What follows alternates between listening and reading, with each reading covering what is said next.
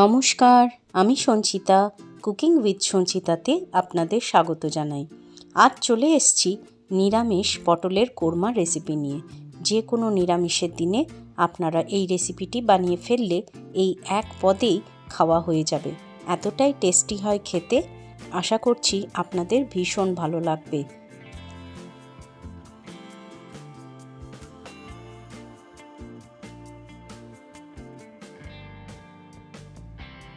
আমার চ্যানেল এখনও না সাবস্ক্রাইব করা থাকলে চ্যানেলটি সাবস্ক্রাইব করার অনুরোধ রইল। এখানে আমি 500 গ্রাম পটল ব্যবহার করেছি।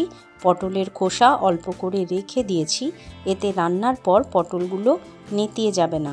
এভাবে পটলের খোসাগুলো কেটে নিলে তাতে তেল, ঝাল, মশলা সুন্দরভাবে পটলের ভেতর ঢুকে যাবে। পটলগুলো এরকমভাবে প্রত্যেকটা ছাল ছুলে নিয়েছি। এরপর চলে আসছি পটলগুলোর মাঝখানটা একটু করে আমি কেটে দেব, যাতে সমস্ত তেল, ঝাল, মশলা সুন্দরভাবে ভেতরে ঢুকতে পারে। দুদিকটাই এরকমভাবে কেটে নিচ্ছি।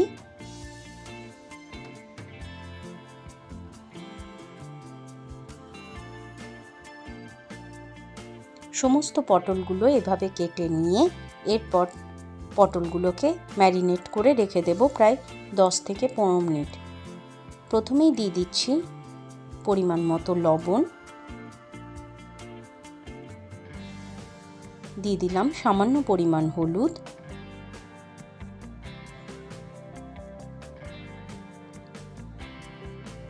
আর দিয়ে দিচ্ছি রঙের জন্য কাশ্মীরি লঙ্কার গুঁড়ো। সামান্য সর্ষের তেল দিয়ে ভালোভাবে পটলগুলোকে ম্যারিনেট করে রেখে দেব 10 মিনিট। রান্নার আগে যদি লবণ আর হলুদ মেখে রেখে দেওয়া হয় তাহলে রান্নাটা চটজলদি হয়েও যায় আর খেতেও অনেক বেশি টেস্টি হয়। সুতরাং এরকমভাবে তেল, হলুদ, লবণ সব কিছু দিয়ে ভালোভাবে ম্যারিনেট করে অবশ্যই পটলের কোরমা বানানোর আগে ম্যারিনেট করে রেখে দেবেন 10 থেকে 15 মিনিট। আমার সুন্দরভাবে সমস্ত কিছু মাখানো হয়ে গেছে। এবারে আমি এটা 10 মিনিট সাইড করে রেখে দিচ্ছি। এরপর একটা মশলা বানিয়ে নেব। 1 ইঞ্চি পরিমাণ আদা, একটা শুকনো লঙ্কা, একটা মিডিয়াম সাইজের টমেটো আর 1 টিস্পুন পরিমাণ মৌরি। এগুলোকে প্রথমে শুকনো গ্রাইন্ড করে নেব। শুকনো গ্রাইন্ড করা হয়ে গেলে তারপর একটু জল দিয়ে আমি সুন্দর একটা পেস্ট তৈরি করে নিচ্ছি।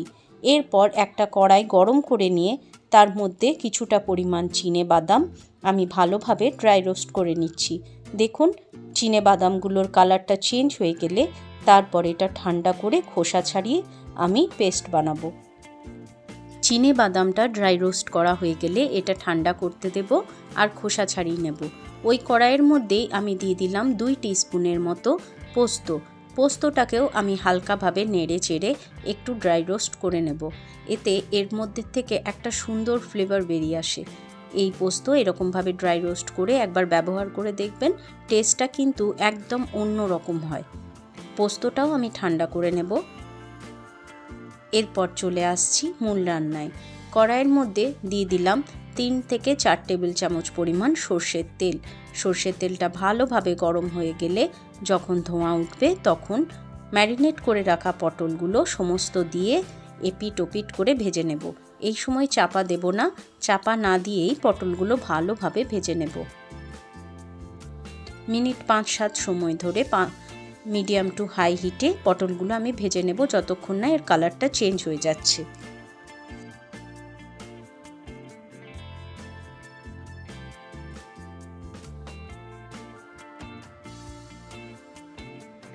পটলের এরকম ভাজা ভাজা একটা উপরে কালার চলে এলে এরপর একটা ছান্তার সাহায্যে পটলগুলো তেল থেকে আমি সুন্দরভাবে তুলে নিচ্ছি। একটা অন্য পাত্রে আমি রেখে দিচ্ছি। পটলগুলো এইরকমভাবেই ভেজে নিতে হবে যাতে ওপরে এরকম সুন্দর একটা ভাজার কালার চলে আসে। দেখুন পটলগুলো সুন্দরভাবে আমি ভেজে নিয়েছি। এরপর চলে আসছি পরের স্টেপে। এরপর ওই তেলের মধ্যেই আমি দিয়ে দিলাম 1/2 টিস্পুনের মতো চিনি আর দিয়ে দিলাম একটা শুকনো লঙ্কা। চিনিটা দিলাম যাতে এই পটলের রেসিপির কালারটা খুব সুন্দর হয়। চিনিটা ক্যারামেল হয়ে গেলে এরপর আমি আগের থেকে যে মশলাটা বেটে রেখেছিলাম, আদা, মৌরি, টমেটো, কাঁচা লঙ্কা দিয়ে যে পেস্টটা তৈরি করে রেখেছিলাম সেটা এখানে যোগ করে দিলাম। এরপর ভালোভাবে ভেজে নেব যতক্ষণ না এর কাঁচা গন্ধটা চলে যায়। যতক্ষণে পেস্টটা ভাজা হচ্ছে ততক্ষণে চলুন এই মশলাটা রেডি করে নিই।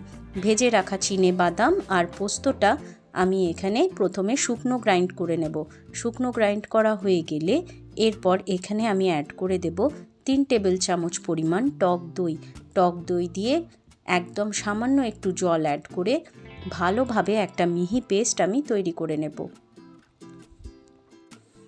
টক দই, চিনেবাদাম আর পোস্ত দিয়ে এরকমভাবে ড্রাই রোস্ট করে যে পেস্টটা তৈরি হয়, এটা যে কোনো রেসিপিতে অ্যাড করলে তার লুকটা এবং তার ফ্লেভারটা একদম অন্যরকম হয়ে যায়। মশলাটা আমার ভাজা হয়ে গেছিলো, সুন্দরভাবে তেল ছেড়ে দিয়েছে। এরপর দই, পোস্ত আর চিনেবাদামের পেস্টটা আমি এখানে অ্যাড করে দিলাম। ভালোভাবে গ্যাসের আঁচটা একদম সিমে রেখে সমানে নাড়িয়ে যেতে হবে যাতে দইটা ফেটে না যায়। দই অ্যাড করলে সবসময় গ্যাসের আঁচটা একদম সিমে রাখবেন কিছুক্ষণ, না হলে দইটা কেটে যাওয়ার ভয় থাকে। এরপর আমি এখানে অ্যাড করে দিলাম 1/2 টিস্পুন জিরে গুঁড়ো, 1/2 টিস্পুন ধনে গুঁড়ো, 1/2 টিস্পুন হলুদ গুঁড়ো আর দিয়ে দিলাম 1/2 টিস্পুন কাশ্মীরি লঙ্কার গুঁড়ো। ভালোভাবে সমস্ত মশলাগুলোকে এবারে মিশিয়ে নিয়ে ততক্ষণ পর্যন্ত কষিয়ে নেব যতক্ষণ না এর থেকে তেল ছেড়ে দিচ্ছে।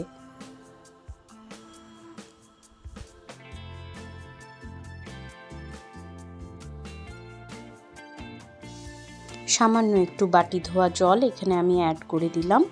সামান্য নাড়াচাড়া করে এরপর আমি এখানে অ্যাড করে দেব পরিমাণ মতো লবণ।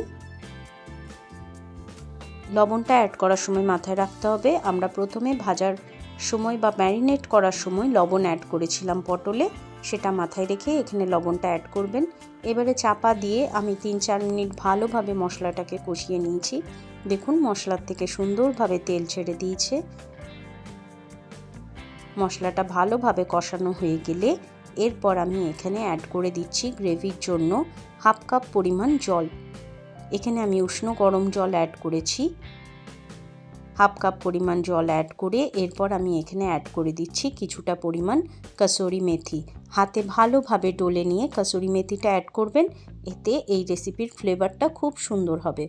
কসুরি মেথি অ্যাড করে ভালোভাবে গ্রেভির সাথে মিশিয়ে নিয়ে ভেজে রাখা পটলগুলো এরপর এখানে আমি যোগ করে দেব। পটলগুলো গ্রেভির মধ্যে দিয়ে ভালোভাবে নাড়াচাড়া করে ব্যাস চাপা দিয়ে রেখে দেব যতক্ষণ না পটলটা সুন্দরভাবে সেদ্ধ হয়ে যাচ্ছে। লো টু মিডিয়াম হিটে চাপা দিয়ে আমি রেখে দেব বেশ খানিকক্ষণ, যতক্ষণ না পটলের একদম মাখো মাখো একটা ব্যাপার চলে আসছে। দেখুন পটলটা সুন্দরভাবে সিদ্ধও হয়ে গেছে এবং গ্রেভিটাও একদম মাখো মাখো হয়ে গেছে।